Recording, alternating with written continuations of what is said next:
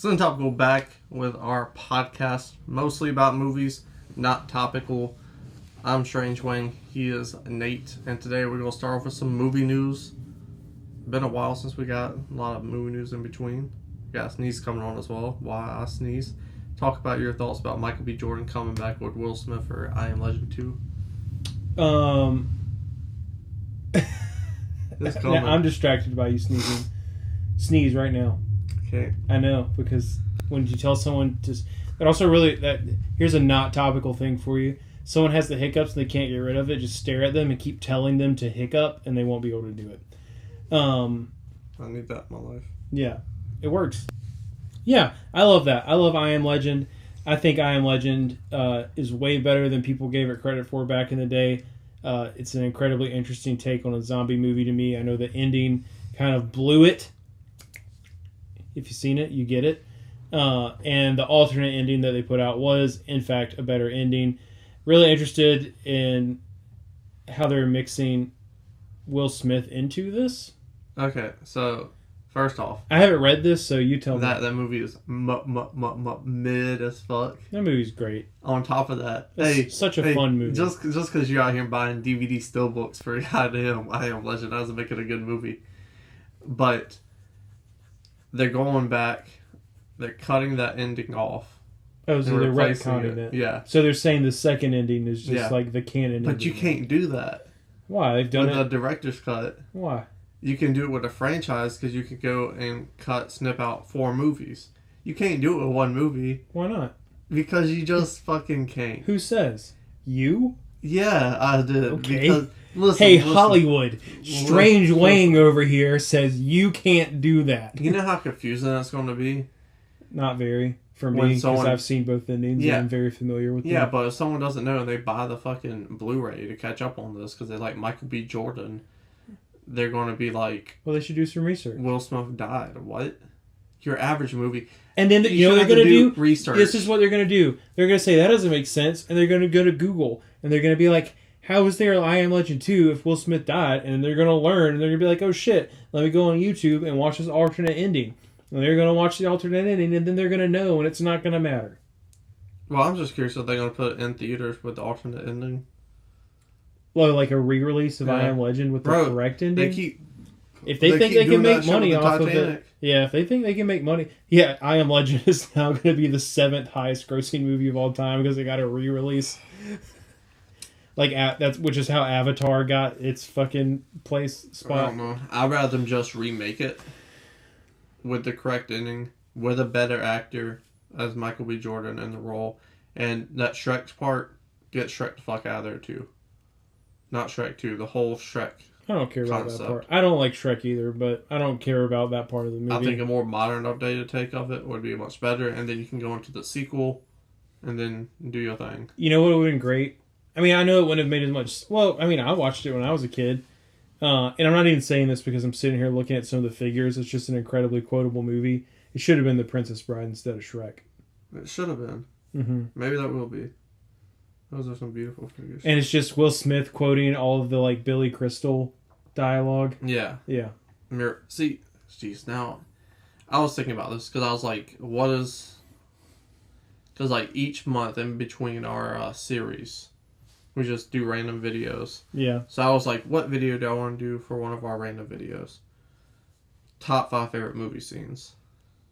And I'm stuck because Miracle Max is my favorite part of the movie. But I think something that equals it and rivals it is give me all the money in the world. You can have all the money in the world. What else do you want? Oh. I want my father back, you son of a bitch. Yeah. The whole Inigo Montoya sword fight at the end with great the Six-Finger Man. Yeah. To me, that might... I don't know what, it's like picking kids. Yeah. It's like I connect more with this kid, but this kid...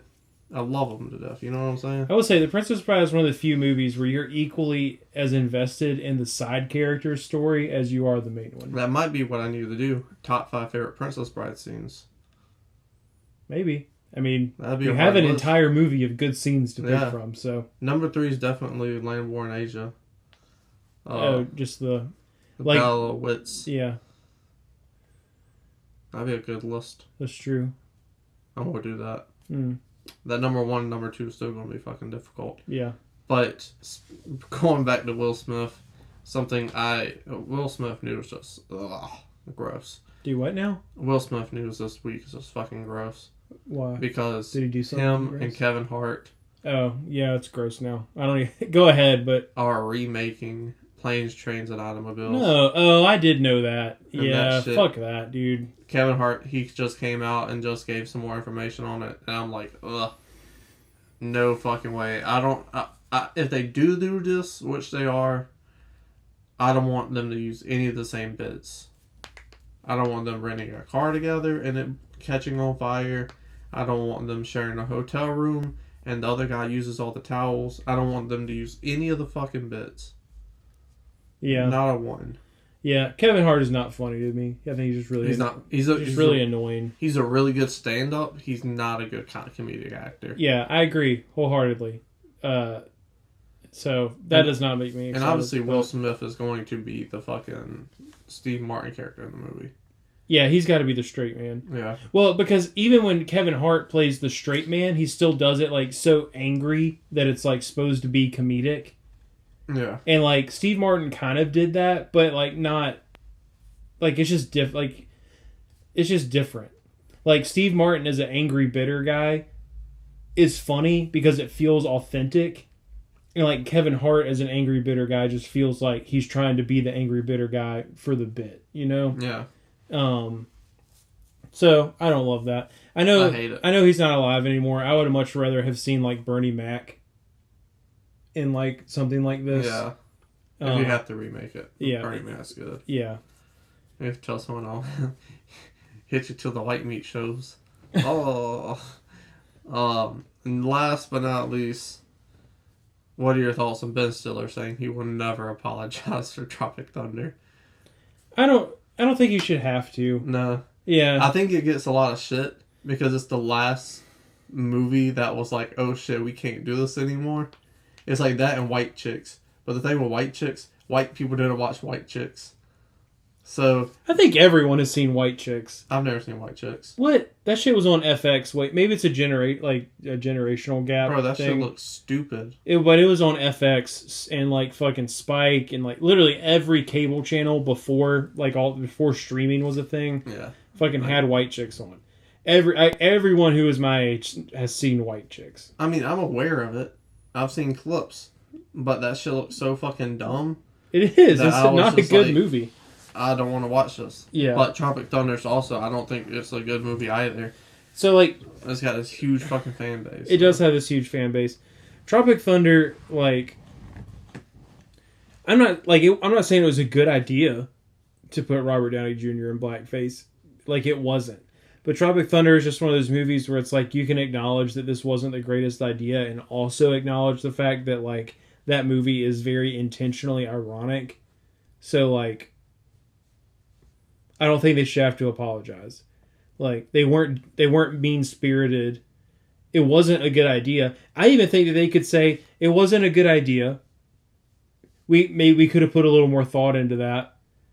And also, like we're not going to apologize that we did it. I mean, like you could do both of those things. Yeah. I think talking about this right now, it were like I don't know how the timelines would add up. I think Tropic Thunder could be a good movie if Mel Brooks directed it back in the day. Nice. Yeah.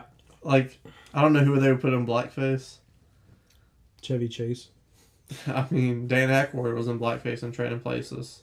Yeah. You throw him in there. I don't even think that the majority of people of any race even have a problem with Tropic Thunder. No. Tropic Thunder is just one of those movies that like it was people. It was fun to say that shit. Not fun, but it's like you could get the clickbait or like the clout on Twitter for being the person to say it just to start up an argument and get comments and shit. So like I don't even really think that many people have that much of a problem with Tropic Thunder. Like well, it's not even that, it's the use of the R word and everything else. I know. So but guess what? They shouldn't have used the R word. And also, that scene is hilarious. It's a medical term.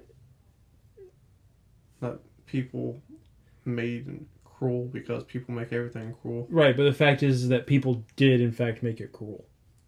So that's where we are now. But that's all of the movie news. Come back with a not topical portion after this message.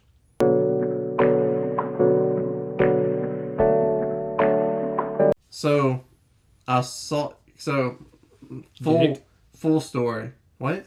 Huh? You said dick? You said I sucked. That's what it sounded like you said. That. You said, so I sucked. Maybe you just had like a speech then. No, but it sounded like you said I sucked. I was going to say, so I saw it. So, full story.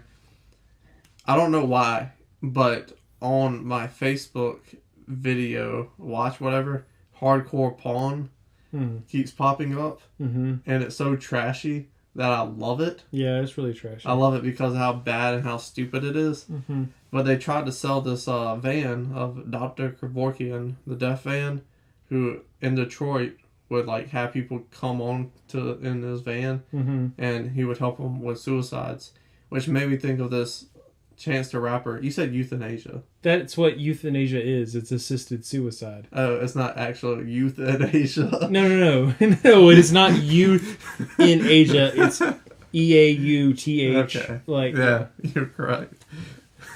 Gosh, fucking guy. Oh my god. So that's fucking geek. So it made me think about this Chance the Rapper short film back when Chance the Rapper was cool and didn't rap about his wife and did drugs all the time. Called Mr. Happy. I don't know if you ever watched this. The Vice short films on YouTube. Maybe. So basically the plot of that short film is you go to this website and they will kill you. Mm-hmm. So after seeing that, it made me think of this, and I was like, you know what? Honestly, hear me out.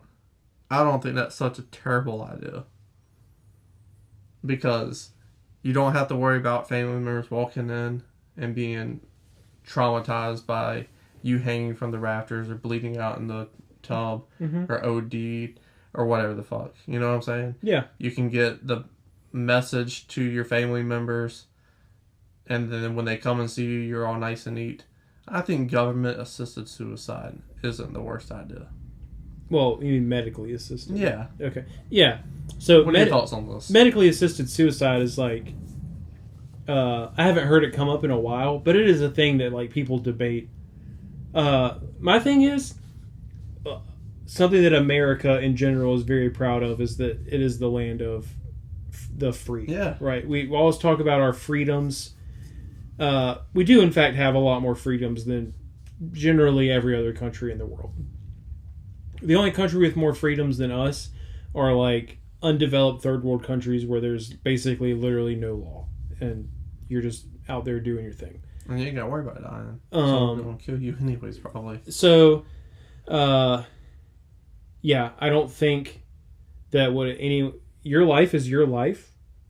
You know, I would certainly like to think that I think it should be limited. Like how many times you can kill yourself? No. I think there should be like certain requirements. So like if you are terminally ill, yeah, and like multiple doctors have said, like, you know, I don't want to go through chemo. You have 6 months, a year, and your quality of life is going to be not good in those 6 months to a year. I'm not saying miracles don't happen. I'm not saying people don't make miraculous turnarounds, because they have, and it's documented. But it's also none of your fucking business to tell someone that they should live a miserable life until they die on the off chance that maybe they just miraculously get better. Yeah. So, you know, I'm torn. I'm not for humans playing God in any way, shape, or form, and that kind of plays into this a little bit. But I'm also very much so, you know, people should be able to do what they want to do with their life, as long as it is not something that is actively harming someone else. So, like, I'm not saying pedophiles should just be able to be pedophiles. I'm not saying murderers should just be able to be murderers. I'm not saying anything like that. I'm saying if someone wants to have a safe, calm, quiet, assisted way of ending their life when their life is just guaranteed to be awful, I think that that's okay. What I don't think that it's just like, I'm depressed and I don't want to live anymore, so I want to have a medically assisted suicide. I think that those people need to be offered a lot of care and treatment options first. And if they've gone through those things and it's just literally not helping, then like at the end of the day, it's still their life. See, that's what I was saying. Like, America is all about money. That's true. The jobs we can put in place for this. All right, there's a age limit, so you gotta be 25 to kill yourself. Okay. And once you hit that, you have to wait a 6 to a year waiting list. And a 6-month period or a year waiting list, you fill out the paperwork. And you're like, all right, I don't want to do this anymore. You have to fill out more paperwork. Hey, I don't want to kill myself anymore. Keep my deposit. They're making money off of that. Mm-hmm. Also, what do you do with paperwork? You file it. Mm-hmm. You know who files paperwork? Humans. Humans need jobs to get money. Boom, jobs are created. You need doctors to kill motherfuckers. Yeah. You need nurses. Boom. There are lots of like jobs. Less controversial things we could do to create jobs, but your point is not wrong. I mean, you can show your pussy on the internet. I tried it. Hardwood, rich mahogany, dick and toes. You showed your pussy on the internet? No. Hardwood, rich mahogany. That's the name. And I was selling dick and toes. Not at the same time. I'm not flexible. Well, that's not what you said the first time. You said that. Well, you that's could what sell most your people picture do. yourself. No one's pussy buying on the internet. Yeah, but and I'm then you saying, said, "I know, I've done that." I'm saying no one buys dicks and toes. They're only buying coochies and cooter cats. So your business failed. Booties. Yeah, nobody wants to see me naked for money. I don't. For money. People want to see me naked, just not for money. But yeah, I think it's a good idea, and I'm not saying let's go ahead and put it in place, but I think there's a lot of laws and regulations to get to that point. I mean, you literally have to write, the laws that you would have to write for that are insane, because you also have to write, shit, I can't remember the exact word I'm trying to think of, but you basically have to write in immunity from legal repercussions for the doctors that conduct it, so nobody's family can come back and sue them. I mean, there's a lot of stuff that you have to go ahead and write, that like legal wise, that you would have to do to make that happen. Yeah. So, but I wouldn't be against it. I would probably never do it. I would probably hope that no one that I loved ever did it. But again, the people that I love, their life is still their life, and it's not my responsibility to make decisions for them. And also, you don't have to walk into the house and the blains are brawling out everywhere. That's true. That sounds very traumatic. Yeah. So, euthanasia, come to America, and euthanasia. Portland and other states are doing all these other things where, like... Cocaine's legal somewhere, right?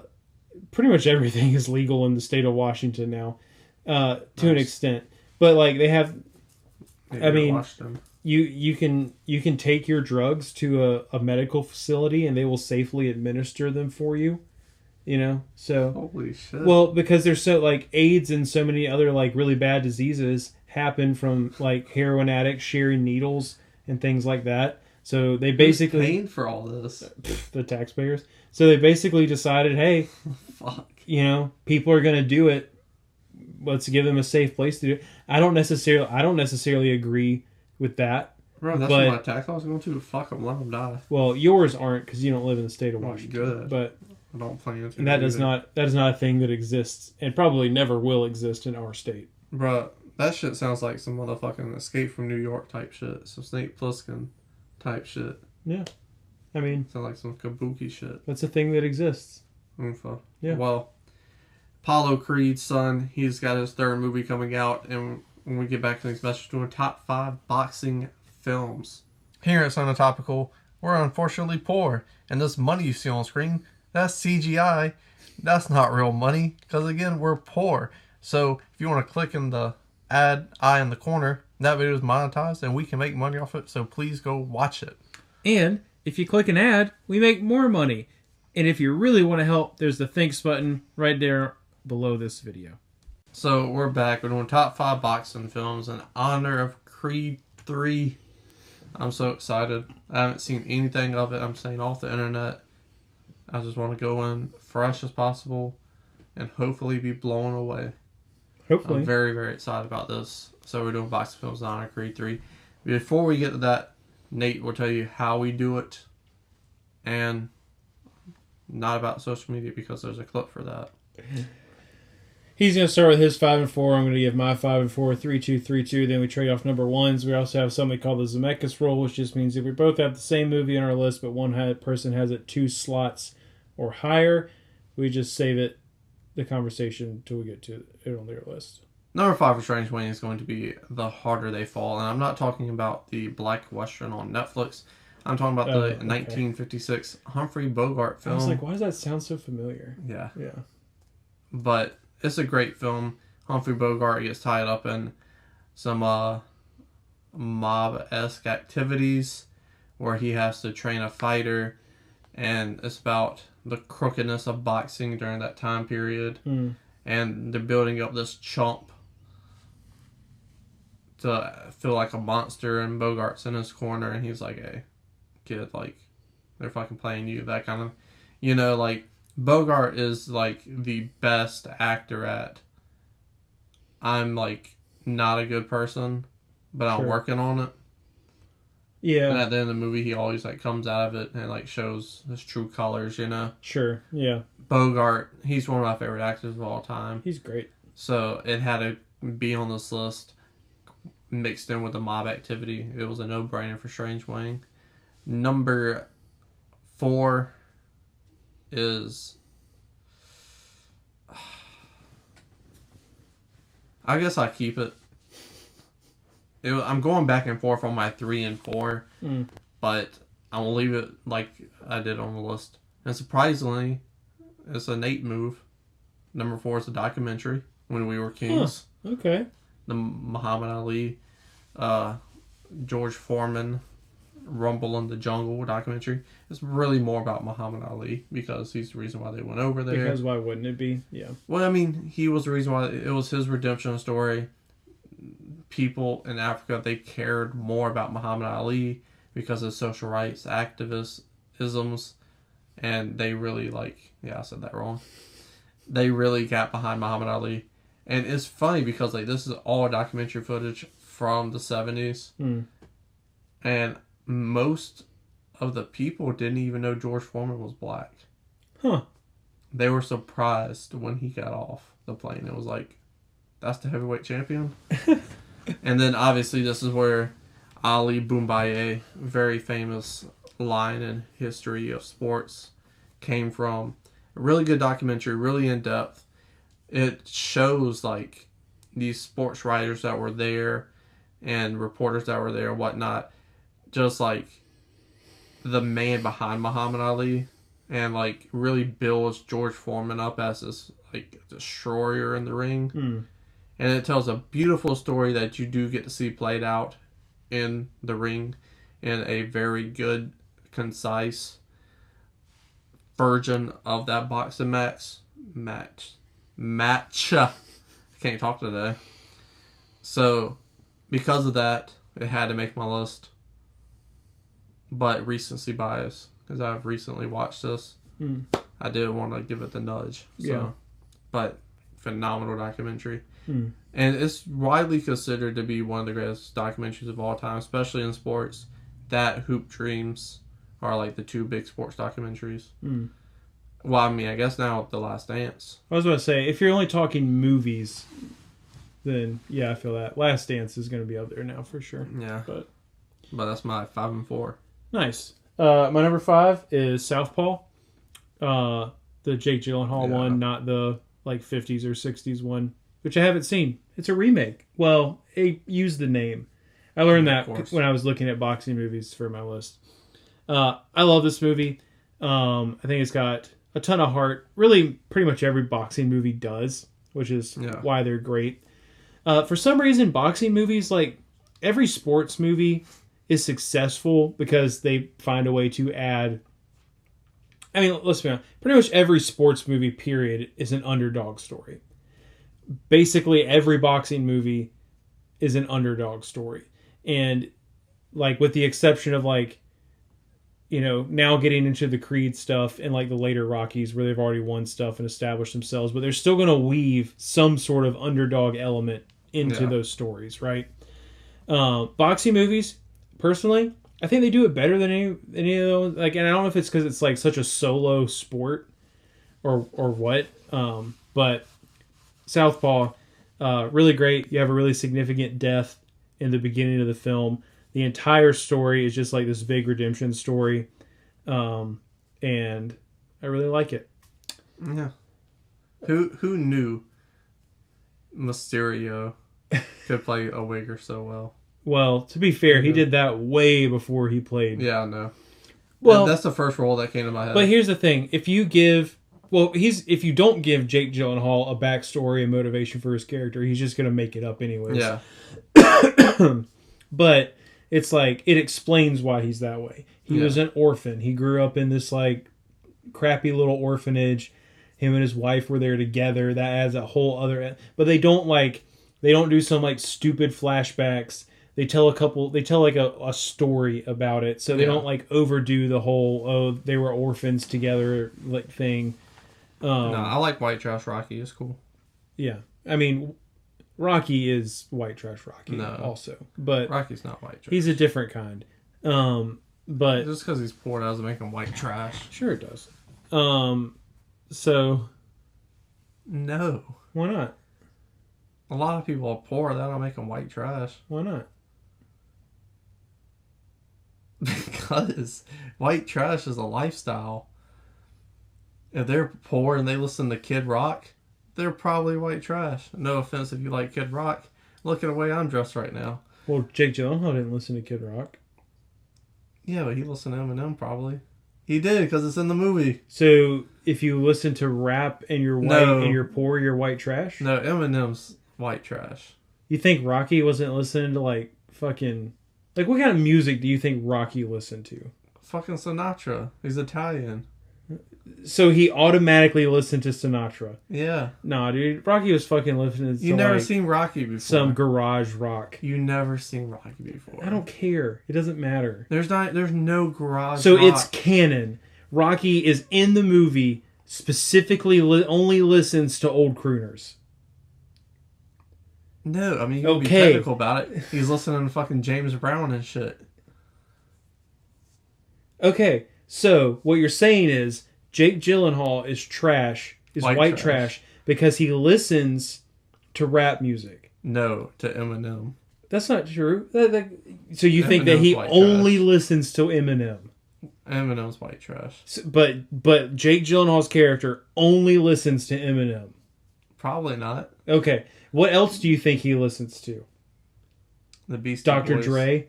No. Probably some 50. He absolutely listens to 50 Cent. Well, no, because 50 Cent's not a real person because he's in the movie. I understand. So there's no 50 Cent. Okay, but he listens to Tony Yayo probably, and Tony Yayo's a bad rapper. Whatever. My point is, if you're saying that a white person who grew up poor who listens to popular black music makes them white trash, then that still makes Rocky white trash. There's certain rappers. You listen to Yellow Wolf.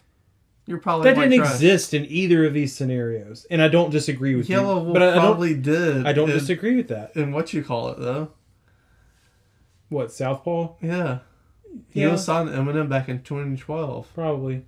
So he for sure. That movie came out 2014. And I'm not arguing that Jake Gyllenhaal's character probably listens to Yellow Wolf, but we spent enough time on this. What's your number 3? 4. My number 4 is Creed 2. Interesting. Yeah. I limited myself to, in the Rocky universe, 2 Rocky movies. So. Oh, well then, geez, I wonder what they are. Yeah, Creed 2, it's not as good. I figured as much.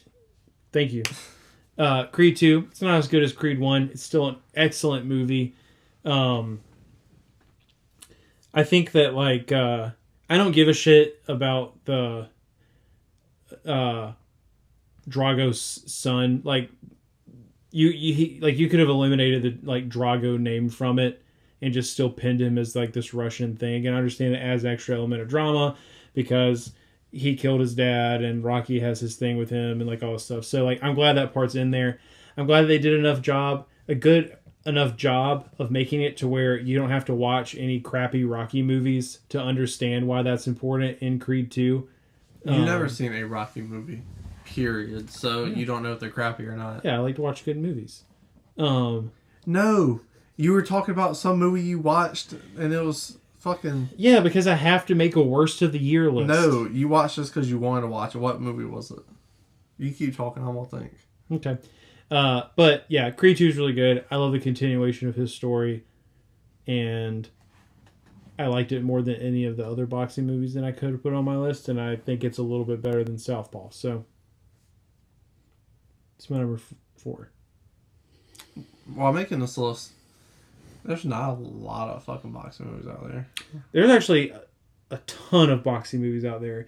Most of them are from the 30s and 40s. Yeah. Like, I watched Fat City preparing for this list. And it was good. It was like a decent 70s film. Yeah. But didn't make the list. Part of me wanted to be cheeky and say the first 30 minutes of Pulp Fiction. Well, not the first 30 minutes, but like the first part of Butch's story. How long has it been since Pulp Fiction's made a top 5? It's been a minute. I think we burned ourselves out. Not on like Pulp Fiction itself, but on like talking about it. Pulp Fiction in general for me personally. Which I don't think that's a bad thing. Number 3, I'm assuming it's your number 2, The Fighter. That's my number 3. Oh. Damn, okay. Mm-hmm. Fighter, phenomenal performances, a family affair. It adds a different dimension to this character because his motivation is not, I want to win this championship. It's, I need to do this for my family. If I don't fucking fight, my mom, who's my manager, she don't eat. My brother, my trainer, he doesn't eat. My wife, she doesn't eat. I don't eat. That more of a motivation goes into it. And he's constantly worried about his family because that's his team. That is his people who's training him box, who's helping him put food on the table. So when Dickie gets fucked up with Boo Boo on that crack and starts stealing golf clubs and garbage, go around saying, "I'm tired of your shit." Yeah. That, you gotta get him out of jail. You gotta do certain things for him. So I like it because it has a different element to the underdog story that we're not used to seeing. Yeah. Were you done? I didn't want to interrupt you. No. Yeah, I really love this movie. I think that Mark Wahlberg, his character is like maybe to me the most as relatable as much as I could relate to like someone who's a professional boxer and also lives a much different lifestyle than me, which is everyone in all of these movies. He is the most relatable to me because he literally is just like, I just don't want to deal with the fucking drama. Like, can I please just fucking fight? Yeah. Like I'm tired of the, like, quit fucking arguing. I want my dad in my corner. I don't care if y'all don't like him. Yeah, Dickie's fucking ruining his life, but he's my brother. Just like, he's going to help me do this. I just want to do this. Can we please stop with all the bullshit? And it's like, I feel that. Were you trying to do a Wahlberg impression? I felt like there was one kind of peeking through. Oh, no. I wasn't trying to. Get the fuck off my porch. Yeah. Come here, wife. Get in the house. Do you think this is... So is this or Boogie Nights Mark Nights. Wahlberg's best Boogie movie? Boogie Nights. Disagree. But one, he doesn't get overshadowed the entire time by other characters. Amy Adams is better than him in that movie. Obviously, Christian Bale's better than him in that movie. Anyone who's in a movie with Mark Wahlberg is better than Mark Wahlberg in that movie. That is not true. That is true. He has a terrible agent. Michael Pena is better in Shooter than Mark Wahlberg is in the whole movie. I haven't seen a Shooter. So. Which is like...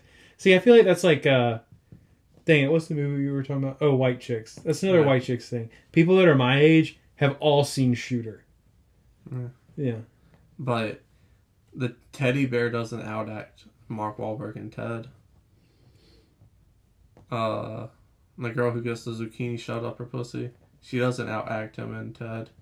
Amanda Seyfried doesn't outact him in Ted. He's the best part of Ted. How do you feel about Ted? Because technically that's a talking animal, but it's not a talking animal. Yeah, I mean, it's a completely different premise than like a... It's not one of those like stupid, sappy, like heartstring movies. Yeah. Like it's supposed to be stupid. Yeah. So, sure. I'm fine with Ted. Hot take. Best thing Seth MacFarlane ever did. whatever his name is. No. Like, first 2 seasons of Family Guy are the best thing that Seth MacFarlane ever did. But Ted is probably like a solid second. Nonetheless, The Fighter's a good movie. Fighter's an excellent movie. Number 2 for me is going to be Creed. Well, that's my number 1. So. It is a beautiful continuation to the Rocky story. And it's the perfect way to pass the torch. Him having cancer is the perfect way to bring these characters together. And for him to show him the same appreciation and gratitude and love back. And it also sets them back and makes them more of an underdog. And it balances because if you could do a whole movie where he's just like, I want to get out my father's shadow. That's going to wear itself tiresome and thin. And these are people, because the Rocky universe is a great universe with well-developed characters. So he has multiple problems in his life. He has girl problems. He has identity problems. He also has his fucking mentor, a father figure to him probably, dying of cancer, who doesn't want to get treatment because he just wants to go see his wife. So you have all these things on top of a huge fight, and I couldn't think of an actor better suited to play Apollo Creed's son than Michael B. Jordan. Great charisma. Obviously, the fucking look and everything. He got fucking ripped for the role. Yeah. Obviously, he was doing the MCU stuff after that, so it worked to coincide. Sure. But perfect. And it's got my future baby mama in it. One of them. One of them, yes. Yeah. One of them. Ironically, I think the only other person who could have done that is Jonathan Majors, who is now in this franchise anyways. Yeah. Like, you could have flipped them, and I think it's like it would have been a little bit different because he doesn't quite have like the natural like charisma. I've never seen Jonathan Majors play a good guy. I've seen him play like a hipster kind of esque in The Last Black Man in San Francisco, but never nothing with a lot of charisma. Yeah. I think the way that it is was the best possible outcome. Oh, for sure. I think that Jonathan Majors could have done it. Bro, he looks fucking... He's huge. He's fucking massive. As soon as I read in the very beginning... I'm sorry to cut you off. No, you're I'm just fine. so excited. As soon as I fucking read... Because I love like Mike Tyson stuff. He's one of the most interesting people ever to me. Just because of how he flipped his life around and who he is now. It's like... Yeah, he is mind-blowing. really fascinating. But he modeled himself after crazy ass Mike Tyson. Yeah. Like after Cuss died and like he was like on his weird shit. Like, bruh, I was like, ugh. Yeah. Got me fucking going, dog. Yeah, for sure. Yeah, Creed is the best boxing movie that's ever been made. It's absolutely wonderful. Absolutely. Like, You've never seen Rocky? I don't care. Thank you. That's always going to be your retort. It will always be. Then how about you watch Rocky and give it a fucking shot? Okay. I've seen those shitty Star Wars movies. Are some of them good? Yes. Are some of them okay? Yes. Some of them suck? Yes. I can be fair about it. But overall, I don't think it's a good franchise. That's my opinion. Now, you should watch Rocky, and then you can have your own fucking opinion. I do have an opinion. You don't. Oh. It may not be a super well-informed opinion, but I can guarantee you... It's iconic. I don't like it. If I went in your room and watched Rocky right now, I would walk right back here and be like, Creed is the best boxing movie ever made. Like, I can tell you for a fact that is exactly what I would do. I got 3 copies. You want to borrow one, bitch? I own Rocky. Put that bitch in. I probably will at some point. Creed's the best boxing movie ever made. It's interesting. I appreciate that Rocky existed so that this movie could exist. That is the only thing that Rocky That's the nicest has thing ever you've done ever for said me about Rocky. and probably ever will do for me. Would I have preferred a brand new boxing franchise starring Michael B. Jordan as basically the same character without it having anything to do with Rocky? Yes, but that's not the world that I live in, and I can accept that. So I'm thankful for Rocky for making Creed exist. It is wonderful. It is emotionally thrilling. The way that they shoot the fight is spectacular. It's so good. It has everything that you need in a boxing movie. It has heart. It has a hero you can get behind. It has a training montage. and a really, really well shot fight that had excellent build up to the actual fight. Number 3. My number 3 was The Fighter, and then so my number 2 is Raging Bull. What? I have opinions about that. What? Like, they're probably bad opinions. It's one of those movies I don't like, but I need to rewatch it. So, I'm watching it. I'm getting this in-depth performance, this character study, and then they had the boxing match. He hit some blood, like, spews all over the announcers in the most cartoonish way possible. Yeah. And then it's a time period thing. It took me out. Yeah. And then I could not enjoy the movie. I could not get back into it. Yeah. I need to rewatch it. So I knew that was a thing that happened before I watched it. Me too. Yeah. So for me, it's like, yeah. I don't know why, but it completely shot me out of it. And I think that's for when this movie came out. I think that's why I like it so much, because movies like this was really kind of at the time where movies were starting to add a little more shock value to them. Like there was so many rules. Interesting. About what? You say shock value. I thought you say art. That too. I mean, like I agree with that. First time in America, people are doing this with their art. Yeah, like that also, and I think that kind of those two things kind of came hand in hand in this time period. So I think to audiences back then, that was like, oh my, this is so violent. Like, oh my God. You know, and how many war movies existed before this? But the way they shoot them is just in such a way where, somebody shoots a German and they go, whoa! It's like, there's still this like hokiness to it. Like, it's not funny, but they still shot it in a way to where like, we don't want this to be too intense. I don't know. That came out in 1980, so there's probably some like 70s films that are probably violent. And there are there absolutely are, but I feel like the movies that were violent in the 70s were movies that you like expected to be, where this is just like, this is a boxing movie. Boxing's a gentleman's sport, But the thing is and that's the thing though, when you're the one in the ring, it is not a gentleman's sport. Like, that other person is literally, they're not trying to kill you, but that is the mentality that they go in that ring with, right? Yeah.